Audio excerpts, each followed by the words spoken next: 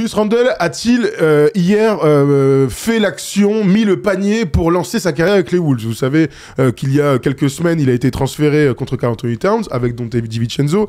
Les rumeurs disaient qu'il allait... C'était ce trade pour faire des économies. Pour l'instant, il est là. On imaginait un trade, etc. On imagine aussi qu'il joue pour se montrer aux autres et montrer un choix. Bon, en attendant, Julius Randle a parfaitement lancé cette saison pour lui d'un point de vue individuel. Il est très très fort. J'avais envie, Erwan, qu'on commence au-delà toute analyse, etc., par se revoir ce beau panier. Et puis on va discuter ensemble. Et tu vas me dire ce que t'en penses, toi. Est-ce qu'il y avait faute ou pas faute? Écoute, on se regarde ça ensemble maintenant. Et puis les galons, donc c'était hier soir, hein, le match de 21h30 entre les Suns et les Wolves. Ça a été un match incroyable. Mais donc, Julius Randle, là, nous met un tir de très haut niveau. Mais tout le monde a parlé de cette poussette, de ce flop, j'en sais rien. Qu'est-ce que t'en as pensé, toi, Erwan, du tir et puis du fait s'il y a faute ou pas faute? Pour moi, il n'y a pas faute. Parce que je vois Okogie quand même faire un drôle de saut. Et ces sauts-là, on les a beaucoup trop vus pour voir qu'il en rajoute. Et même s'il y a une petite poussette, le fait qu'il en rajoute comme ça, ben pour moi déjà, tu ne dois pas siffler faute, surtout à ce moment-là du match. Si faute, il doit y avoir, pour moi, c'est sur l'attraper. Et quand il met les coudes comme ça pour se... Il ne touche pas. Oui, mais il ne le touche pas. Okogie évite le contact. Mais après, on sait que des fois, avec le geste, on peut être sanctionné. Maintenant, moi, j'aime dans ces situations-là que ça se joue à la dure, à la vraie. Voilà, sur un vrai duel de 1 contre 1. Et clairement, j'ai enlevé mon bonnet. Et clairement, ce genre de flopping, et même s'il y a une petite poussette, l'exagération est beaucoup trop grotesque. C'est de la NBA, c'est la meilleure ligue du monde, c'est une balle de match. Il n'y a pas à essayer de jouer au plus malin avec les arbitres. Défends, mets-toi un vrai duel. Bon ben voilà, en tout cas bravo à Julius Randle parce que le tir faut quand même le mettre derrière. Mais en tout cas, ouais, la défense d'Okogie qui est plutôt très bien dans les attitudes du début à la fin et qui après va vouloir jouer au plus con. Et ben à ce jeu-là, je crois qu'il a perdu. Je vous ai mis un sondage pour savoir ce que vous en pensez. Est-ce qu'il y a faute ou pas faute? Moi, je vous donne mon avis. Hein, je l'ai vu hier en direct. Sur le moment, je me dis, mais alors déjà, tu sais, tu célèbres dans ce moment-là. Tu dis, what? Quand il y a un buzzer beater, c'est toujours un moment un petit peu spécial, nos moments préférés. Et puis très rapidement, je me dis, mais qu'est-ce qu'il fait à tomber, etc. T'as raison, c'est de l'accentuation d'un joueur de foot, tu vois, limite. Oui, il y a peut-être un peu faute, une petite poussée, mais dans un dernier moment, vaut mieux que tu restes là et à résister plutôt qu'à te lancer. Parce qu'il lui donne un grand tir ouvert, du coup. Bien sûr, il y a un tir à lui en plus. Hein, un petit side step là comme ça sur sa droite. Julius Randle, quand la balle part, je me dis il va le mettre. Tu vois ce truc parfois de confiance. J'ai moins eu cet effet là avec le tir de Jayson Tatum avant-hier où il est beaucoup plus loin et en plus il fait marcher, donc t'es moins dans ce truc là. Mais quand la balle prend, je veux dire, il est dans un gros match, il a mis déjà des gros tirs avant ça, etc. Il est bien dans ses pompes. C'est un tir pour lui et c'est aussi une manière pour lui de s'asseoir à Minnesota en disant bah voilà, moi aussi je fais partie. Tu vois, comme c'est à domicile, qu'il y a une célébration derrière avec tout le public et tout, ça peut être un acte fondateur. Ben forcément, toujours quand tu fais ça à domicile, le public il rentre chez eux, ils se disent ah ouais, il nous a fait kiffer quand même. Mais bien sûr. Et quand tu vas revenir à la salle, ben tu vas avoir un autre regard sur ce joueur-là. Et ça c'est une réalité en tout cas de la relation entre un joueur et son public. Et c'est comme ça qu'on s'attache aussi à un joueur et qu'après une histoire se fait et qu'on se sent bien aussi dans une franchise. Est-ce que t'as aimé le fait que tu sais il y a une célébration et tout, bon lui il se la raconte un peu, bon ça fait partie du game. Non, c'est pas le genre. Ouais, mais c'est le game, à bout d'un moment t'as mis un buzzer beater. Anthony Edwards va lui parler, tu sens que tu sais il cherche une connexion avec lui sur la célébration. Moi ce que je vois, c'est que Anthony Edwards va le voir, va lui parler parce qu'ils ont dû certainement avoir des discussions quand il est arrivé. On se souvient que ce trade-là, ben, il n'était pas spécialement heureux de l'apprendre, Julius Randle. Moi, ce que je vois, c'est que c'est encore un émotif incroyable et qu'il a besoin que les mecs autour de lui disent voilà, tu vois, on est content pour toi, ça y est, t'y es, voilà, ça va te permettre de... On sait que c'est un émotif, de toute façon, Julius Randle, c'est un très fort. Mais c'est un énorme émotif. On a vu avec New York être capable de se mettre le public à dos, de faire des gestes, de répondre. Alors c'est exactement ce qu'il faut pas faire, surtout à New York. Mais je trouve que voilà, avec ce tir-là, même dans des conditions, dans des moments comme celui-là, ah ben c'est le leader de l'équipe qui vient le voir, qui lui dit voilà, tu vois, on y est. Ça, il a besoin de l'entendre. C'est quelqu'un voilà qui a besoin. Il y en a comme ça des joueurs de haut niveau qui ont besoin qu'on leur dise, qu'on leur répète que on est content que tu sois là, ça fait du bien que tu sois là. Regarde ce que tu as fait, ça va nous faire du bien. Voilà, il est comme ça. Après c'est la réalité d'un moment où Anthony Edwards aurait pu dire c'est moi la star de l'équipe, je prends le dernier tir. Ils ont l'air de lui faire confiance, il est dans un contre 1. Tu vois, il y a aussi peut-être au strict, tu vois, on a bien fait de te faire confiance. Oui. Mais d'un point de vue, je veux dire, ouais gros, ça fait kiffer, tu vois. Mais oui, non, mais ça fait kiffer. Il y a que du positif dans cette action-là.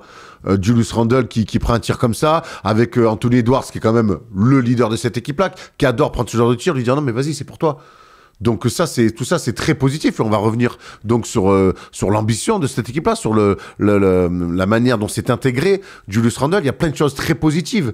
Mais Julius Randle, c'est quelqu'un qui, quand ça va, faut lui dire que ça va. Et quand ça va pas, faut être encore plus lui dire, t'inquiète pas, ça va aller. Il est comme ça. Faut toujours, c'est un peu du lait sur du feu, faut toujours le surveiller parce que l'émotion peut parfois le plonger dans des zones un peu sombres. On l'a vu à New York. Pour revenir sur l'action là, du coup, on a clos les sondages. Vous êtes à 94% à dire non, il n'y a absolument pas faute sur Twitch et sur YouTube. On est à 85% non. Donc tout le monde est plutôt d'accord. Malgré tout, j'ai quand même vu des mecs dire donc du coup, ça sert à quoi les règles tu sais, on a un arbitre officiel ici. Ah, c'est qui? Tu sais, c'est Thomas Laroukis. Ah oui, bah alors oui, bien sûr, Thomas, dis-nous. C'est vraiment l'arbitre officiel, il y a faute. Alors, énorme marché, voilà, c'est ce qu'il nous dit. Attends, on peut le revoir une dernière fois, s'il vous plaît, les gars. C'est quoi l'énorme marché pour le coup? Attends, en fait, Thomas. Attends, dis-nous où est-ce qu'ils veulent marcher. Explique-nous, tu vois le marché. Attends, on revoit ensemble. En fait, Thomas, il veut faire consultant. Je pense qu'il devrait mettre un maillot gris. Faut voir. Je sais pas, je le vois pas. Dis-nous, Thomas, par message. Ouais, dis-nous. Rappelle-nous, en plus, toi. Ouais. Le gars, il piétine au début. Oh, d'accord, merci. On doit pas regarder la NBA pour les mêmes raisons. Alors, après, c'est vrai que après il y a marché sur tous les départs maintenant, les mecs ils marchent tous, donc j'irai pas siffler ça. J'irai pas, honnêtement, j'irai pas. Qu'est-ce qu'il dit? Donc il a clos le débat. Vous aimez pas le basket? C'est vrai qu'on en a fait ça vraiment que par profit, Juan. Vous aimez pas le basket? Ok les gars, désolé, bonne soirée. On travaille vraiment avec des gens. On rappelle que Thomas Laroukis sera avec nous dans le First Day Show. Bien sûr, jeudi, on reviendra sur ça. Ils ont pas marre les mecs. Bref, bon, allez, on retourne sur notre analyse, hein, puisqu'on n'aime pas le basket, Thomas, et on y retourne du coup sur Julius Randle. Je vais donner les stats de Julius Randle cette saison, qui sont plus que bien. Hein. Clairement, Julius Randle, il est dans ce qu'on l'a vu faire depuis plusieurs saisons avec les Knicks. Il est donc notre ami à 21,6 points en 14 matchs, 34 minutes de temps de jeu. Il a 50% au tir, 38% à 3 points, 6,5 rebonds. C'est clairement sa plus petite en carrière. Il a jamais été si bas. Il a jamais été sous les 8 rebonds en carrière. Notre ami Julius Randle, il a 4,4 passes. Dis-moi comment tu l'as trouvé comment tu le trouves dans ce début de saison, son intégration dans le collectif aussi? Moi, je trouve qu'il est redevenu ce qu'il était un petit peu du côté des Pelicans, et pas qu'au niveau des stats. Il est aussi retombé dans un contexte qui ne lui en déplaise. C'est les contextes qui lui vont le mieux depuis qu'il est en NBA. On se souvient de lui aux Lakers, beaucoup d'attentes, mais c'est les Lakers, du regard. Peut-être des premiers matchs, tu te souviens aussi. Certes, mais il revient après. Bon joueur, des qualités, mais on voit vu vraiment là-bas. Pelicans, on le découvre derrière avec Anthony Davis, très fort, très bon, un vrai second. On le voit au Knicks comme un leader avec des saisons oui, des saisons non, des saisons oui, des saisons non, et beaucoup d'émotions, du mal à gérer toute la pression new-yorkaise de la presse, du public, et puis surtout on le voit passer au travers en play-off à chaque fois. Pour moi, là, il retrouve un contexte où il redevient numéro 2, parce que pour moi, c'est un excellent numéro 2. C'est pas un bon numéro 1, mais c'est un excellent numéro 2. Et il est enlevé de la pression par Anthony Edwards, qui est clairement celui qui va assumer les défaites, les victoires, qui va aller répondre aux journalistes droit dans les yeux, avec de l'humour ou avec de la folie peut-être. Mais lui, il a les épaules pour ça. Et quelque part, à Minnesota, c'est une ville qui est vraiment une ville basket, hein, qui vit basket avec les filles, avec les garçons. C'est un public qui est vraiment proche de ses équipes et qui n'est pas un public d'énervé. Et finalement, je pense que ça lui a fait un petit trou au cul quand il a été tradé, mais je te dis que c'est des bons contextes pour lui. Et en fait, je retrouve un mec qui est un All-Star, qui est un double All-Star, qui est un bon joueur, qui est un All-NBA, qui est un bon joueur de basket, et qui est enlevé, et qui est dépouillé, enlevé en tout cas, débarrassé plutôt, de tout ce qui fait que, il peut nous agacer par moments. Voilà, après, je te dis, là, il arrive, il n'y a pas vraiment d'histoire de hiérarchie. Il y a juste, Anthony Edwards, c'est numéro 1, toi, t'es numéro 2. À New York, quand Brunson arrive, qui prend le leadership, qu'on le voit arriver petit à petit, il le vit mal. En même temps, t'es numéro 1. Moi, je trouve que c'est toujours difficile. Demander à des mecs qui ont autant d'ambition, qui ont toujours été les meilleurs, tu sais, tu connais cette théorie-là, c'est toujours les meilleurs du moment où il commence le basket jusqu'à la NBA. Il est All-NBA, il est 2 fois de suite All-NBA, le mec. Il est multiple All-Star, il est au Knicks en plus, donc là, on te monte la tête comme ça. Il y a un mec qui arrive et qui est pas programmé pour être si fort et qui te graille petit à petit ton leadership. Franchement, pour bien le vivre, faut être particulièrement intelligent. Et je pense même que dans l'histoire, c'est pas beaucoup arrivé. Ouais, peut-être. Tu vois ce que je veux dire? Au-delà du Randle c'est peut-être encore en train d'arriver au Knicks d'ailleurs en ce moment. Mais oui, on en discutera au prochainement des Knicks. Et puis surtout, il arrive poste pour remplacer Karl Anthony Towns, avec des systèmes qui existent déjà pour un poste 4. Donc en fait, c'est plus que t'es numéro 2, mais tu étais numéro 2 pour remplacer un mec qui joue sur le même poste que toi. Donc déjà, tu vas avoir les ballons, t'as les systèmes. Je trouve qu'il est moins adroit naturellement que Karl Anthony Towns. Par contre, je l'ai déjà dit, que sur tout le côté ISO, post-up et tout, c'est un joueur qui a une palette pour moi un petit peu plus large que celle d'Anthony Towns dans l'un contre un. Et il est meilleur passeur. Voilà, et il trouve Rudy sur des passes lobées encore. Donc en fait, pour moi, tout ce côté all-around qu'il a un peu plus que Karl Anthony Towns, eh ben, il en profite parfaitement avec les formes de jeu qui existaient déjà pour Karl Anthony Towns. Donc en fait, il s'éclate. Il s'éclate. Et moi, j'avais dit que quand les Wolves, quand ils avaient fait ce trade, c'était une manière de faire des économies. On sait que c'est un choix qui a été fait d'abord pour les finances de la franchise, mais c'était aussi le parfait compromis pour rester ambitieux. Et on voit que finalement, ces Timberwolves-là, il y a eu de l'adaptation à faire, mais ça reste une équipe ambitieuse. Ouais, mais elle est moins forte qu'avant, c'est ça qui est... Tu vois, alors... Il y a des ajustements à faire. Ouais, elle est moins forte. Et pourtant, ils ont 2 joueurs... mais elle a pas explosé. Parce que tu perds ton numéro 2 quand même. Ça c'est clair, t'as raison. Mais l'année dernière, on les imaginait... Bon, ils vont très très loin dans les playoffs et tout. Une fois qu'ils y sont surtout. Hein, ouais, non, mais bien sûr. Mais donc t'imagines que l'année 2, tu vas y retourner. C'était plus dans ce sens-là. Je te donne les stats de Julius Randle. Donc, contre les Suns, il finit à 35 points et 7 passes décisives. Contre les Kings, il est déjà à 26, 4, 5. Contre les Blazers, et on va en parler de ces doubles défaites face aux Blazers, là, qui est terrible. Il est à 20 points et le match d'avant, il est à 11. Donc ça lui arrive quand même encore de faire des non-matchs terribles comme ça, dû à, je sais pas, quelles que soient les raisons de Julius Randle, il est capable de voir des hauts et des bas. Je vais vous donner le classement donc de ces Wolves de Minnesota. Ils sont 7e aujourd'hui de la conférence Ouest avec un bilan de 8-6 et donc les 2 défaites là terribles, enfin terribles. En tout cas, si j'avais été fan de Minnesota, elles sont vilaines. Contre les Blazers, 2 fois de suite, ils ont joué 3 fois contre eux, ils ont perdu 2 fois. C'est abusé. Ça te permet pas, enfin, ça aurait dû te permettre d'être dans le top 4, top 5 de la conférence Ouest, en fait. C'est pour ça que leur début, alors, elles y sont, on va pas les enlever, mais c'est pour ça que moi, je te trouve sévère sur le début de saison de pourquoi je dis qu'elle est moins forte? Dans une conférence Ouest, où c'est une brave jungle quand même, où il y a beaucoup de blessures, je trouve qu'il y a eu des contre-perfs, certes, mais je trouve que c'est une équipe qui progresse, match après match, qui arrive à réagir. Tu vois, comme elle est gagnée, comme elle est tapée après Dallas, il me semble, ou OKC, je sais plus, après leurs 2 défaites face à Portland, ils sont allés gagner. Ils perdent contre Miami, ils perdent 2 fois contre Portland et ils gagnent en prolongation face à Sacramento dans un super match. Voilà. Donc, je pense ils ont montré qu'ils pouvaient réagir aussi. Ils se sont pas enfoncés dans une spirale de défaites après 3 défaites un peu sales. Donc, je trouve que c'est une équipe qui progresse. Le bilan peut être mieux, il aurait pu être pire. Je te dis encore une fois dans cette conférence, moi je trouve que ça reste très cohérent et c'est ce que j'imaginais avec l'arrivée de Julius Randle. Alors moi, sur le principe, ça se tient ce que tu dis. Le problème c'est contre qui tu perds aussi. Donc les 2 fois contre Portland, ils ont perdu aussi contre les Spurs, c'était le 3 novembre. Ils ont perdu contre Dallas et contre les Lakers. Bon ça à la rigueur, je pense qu'il n'y a pas trop de soucis. C'est des équipes à peu près de même niveau dans leur calendrier. Donc ils ont battu 2 fois Sacramento dans ce début de saison. Ils ont battu Toronto, ils ont battu Chicago, Charlotte, Portland. Bon, ils ont gagné aussi contre Denver. Je vais pas tout leur enlever. C'était le 2 novembre, c'était au début quand Denver, ils arrivaient pas à enchaîner. Donc, j'entends ce que tu es en train de me dire sur ça va et tout. Bon, ils sont à 8-6. Moi, je trouve que l'équipe est moins forte. Et pourtant, t'as DiVincenzo qui est un super complément, mais qui arrive pas du tout à lancer sa saison. On le retrouve pas aussi fort que l'année dernière. Bon, en même temps, l'année dernière était juste extraordinaire, le mec. Et Julius Randle, que je trouve plutôt bien, apporte des choses un petit peu différentes. Mais ce n'est plus le projet grand non plus. Donc, ils sont peut-être encore en train de s'adapter. Il faut une saison, c'est très très long, donc je vais pas du tout en train de les enterrer. C'est juste que je les vois moins forts, in fine, moins forts. Sûrement une très bonne équipe de la conférence Ouest en saison régulière, mais je les imagine pas du tout aller en finale de conf. Tu vois, donc ils sont moins forts. Non, moi non plus, mais de toute façon, c'est ce qu'on avait dit au moment du trade quand on avait fait la vidéo. On avait dit que c'était un espèce de compromis entre le financier, le sportif. Tu gagnes de l'oseille, tu as une équipe un peu moins forte, tu te vois pas faire aussi bien que la saison dernière, mais tu vas rester une équipe correcte. Voilà, on est en plein dedans. Donc finalement, on se rejoint là-dessus. Après, la question qu'on se posait aussi, c'était est-ce que Anthony Edwards pourrait nous sortir dès cette saison une saison qui pourrait le propulser MVP? Pas pour l'instant. Ça. Tu vois, c'est ça. C'est bon ok, il y a plus Towns. Même si Anthony Edwards avait pris le leadership sans aucun problème, Towns avait eu des soucis qu'on connaît, de blessures et tout. Là, il est très fort. Hier, c'est grâce à lui qu'il revient dans le match. Julius Randle, il peut mettre un buzzer beater qui sont menés tout le game parce que Anthony Edwards, il a un coup de chaud dans la deuxième mi-temps. Il est magnifique. Donc, je suis pas en train de lui enlever choses, mais pour devenir un candidat crédible au MVP, faut être consistant, faut être régulier. Faut défendre, faut être un leader, etc., etc. Et c'est ce qu'on imaginait un peu pour Anthony Towns, Anthony Edwards, s'il voulait truster les premières places. On est encore tôt dans la saison. Pour l'instant, pour moi, il est pas sur un rythme de MVP de saison.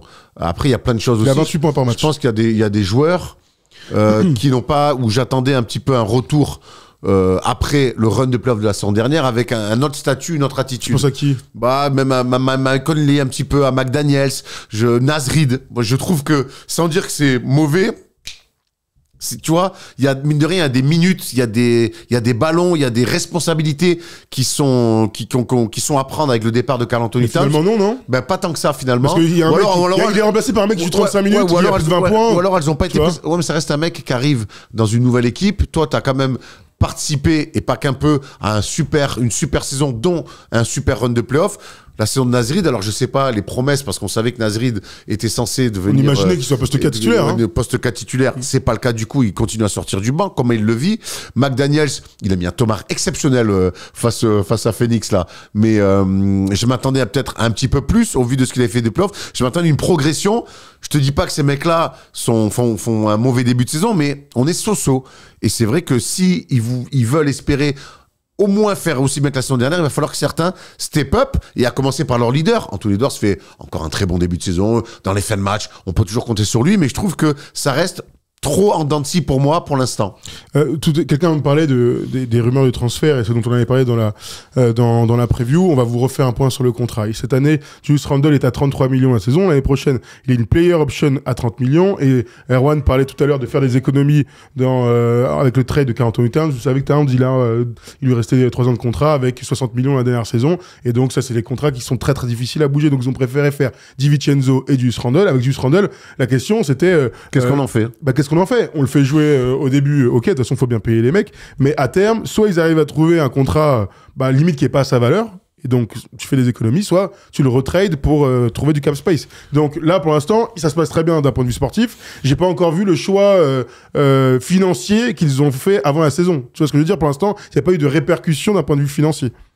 Alors, il n'y a pas eu de répercussions, mais il va y en avoir. En tout cas, le message, même si aujourd'hui, il n'est pas validé, comme tu le dis, par un contrat en dessous de la valeur de Randle ou un trade, ce qui est sûr, c'est que le fait de lâcher Karl Anthony Towns, c'est aussi un message terrible pour un groupe qui vient de faire finale de conf, qui commence à valider un projet de jouer grand. Et là, le message l'été, c'est en fait, les gars, c'était cool, vous êtes plus qu'à une marge des finales, mais en fait, on va prendre le deuxième meilleur joueur qui a un trop gros contrat pour nous, il dégage, et on vous fait venir un autre mec qui vous allez voir, c'est un bon petit joueur. Mais le message aussi pour les joueurs, c'est aussi une espèce de truc pour te couper les jambes. De dire, ah ouais, d'accord, nous, en fait, on essaie de tout faire avec Coach Finch, on met des choses en place, on y croit. L'année dernière, on n'était pas si loin, en fait, pour aller en finale, NBA. Et là, d'un coup, l'été, boum, tu nous enlèves Karl Anthony Towns. Dans quel état aussi tu reviens pour jouer cette saison-là? Écoute, dans l'état qui t'amène à 8-6 dans un début de saison. Certes. Bon, écoute, on verra. Un petit mot sur Rudy Gobert, rapide, Erwan, comment tu le trouves là sur ces premières semaines? Du Rudy Gobert, disponible, vaillant, bon sur les drop coverage en défense, du rebond, du contre, de la dissuasion, de la finition proche du cercle. Les soirs où on lui donne plus de ballons, comme par hasard, comme d'habitude, il marque plus de points. Les soirs où on lui en donne moins, il en marque moins. Mais je trouve que Rudy Gobert fait du Rudy Gobert. Voilà. Okay. Non, toi il n'est pas au niveau de l'année dernière. Moi, ça, j'ai peu de doutes sur le fait qu'il ne soit pas au même niveau de l'année dernière. Ça marche pour beaucoup de monde. Je sais, mais là, à Minnesota. En tout cas, lui a moins de... Je le trouve moins influent, moins bon, tout simplement. Hein. Donc, écoute, à confirmer, ça fait que 15 matchs, donc on le répétera tout le temps. Hein. Rudy Gobert, c'est pas Hakeem Olajuwon. Si l'équipe joue bien, si le collectif va mieux, lui va mieux. Si le collectif va moins bien, lui va moins bien. C'est depuis qu'il a NBA, c'est comme ça. Ça marche avec l'équipe de France aussi. Moi, je parle de ses performances individuelles. Ça, t'as raison pour ses stats et tout ça, mais tu vois je dis pas qu'il est largement moins bon. Je le trouve moins bon en revanche. L'année dernière, il fait une saison de Deep Boy, il y a rien à dire. Il est très très bon, très influent, très concerné et tout. Cette année. Je le trouve moins en calme pour l'instant. Comme 90% du roster des Minnesota Timberwolves, ils sont un peu moins bons que l'année dernière et ça se voit. Clairement. Bon, on va se projeter un petit peu sur la suite et sur nos attentes. Vous savez qu'il y a une NBA Cup qui va se dérouler à Las Vegas mi-décembre. Là, on est dans les phases de groupe et on vous a mis un truc. Vous allez me dire sur Winamax là, via les cotes de Winamax, si ça vous intéresse de prendre cette cote là. Vous savez que ça se passe par groupe. Il y a plusieurs groupes, donc 3 groupes par conférence. Minnesota est avec Houston, Portland, Sacramento et les Clippers, les Los Angeles Clippers. Et ensuite, bien sûr, en fonction du classement dans chaque groupe, vous vous qualifiez en quart de finale. Les Wolves sont les grands favoris. Dans ce groupe A, à 1,52, il y a les Rockets derrière à 2,25, et les Blazers qui sont à 6. Sacramento qui a perdu et les Clippers sont assez loin. Je rappelle que tous les matchs qui comptent pour la NBA Cup se déroulent le mardi et le vendredi, avec les parquets, bien sûr, etc. Est-ce qu'on a la vidéo, Polo, d'ailleurs, de Winamax? Tu le sais, nous sommes soutenus par Winamax, donc viens jouer avec nous sur tes sports préférés. Si tu aimes le basket américain et même tous les autres baskets, eh bien ça se passe chez les copains de Winamax. En collaboration avec Wina, nous avons cette offre de bienvenue avec le code FT10 et le lien en description. Lors de ton premier dépôt, tu es automatiquement remboursé jusqu'à hauteur de 100 € et on t'ajoute même 10 balles en bonus. Important, le jeu est strictement interdit aux mineurs et peut comporter des risques, donc on ne joue que des sommes que nous sommes prêts à perdre. Les copains de Winamax toujours là pour nous soutenir. Donc je te redonne Erwan, la composition du groupe. Tu vas me dire ce que tu en penses. Rockets, Blazers, Wolves, Kings et Clippers. Pour l'instant, les Rockets, les Blazers et les Wolves sont à... Oh non, les Rockets et les Blazers sont à une victoire. Les Wolves sont à 1-1 et les Kings et les Clippers à 0-1. D'après toi, les Wolves, ils vont s'en sortir? T'as vu les cotes, ils sont largement favoris. Ils sont largement favoris. Il y a des écarts de cotes qui me surprennent un petit peu. Dans une poule, ouais, merci de la remettre, où, à part Portland, c'est pour moi... Minnesota, Houston, Sacramento, Clippers, pour moi, c'est tout. C'est équipes de pays, quoi. C'est équipes de pays. C'est kiff bourrico. Et du coup, on sait que des fois, dans la réflexion de jouer, on réfléchit aussi aux cotes. On regarde ce qu'on ressent. J'ai presque envie d'aller sur les Clippers. À 9,50, voilà. Parce que la cote est très belle et que pour moi, tout va se jouer sur un match pour sortir de la poule. Donc, moi, j'aime bien la cote des Clippers parce que pour moi, il n'y a pas autant d'écart entre les Wolves et les Clippers. Ça, c'est clair. Si on se reprojette dans cette saison régulière, à partir de quel moment tu considères que Minnesota fait une bonne saison régulière?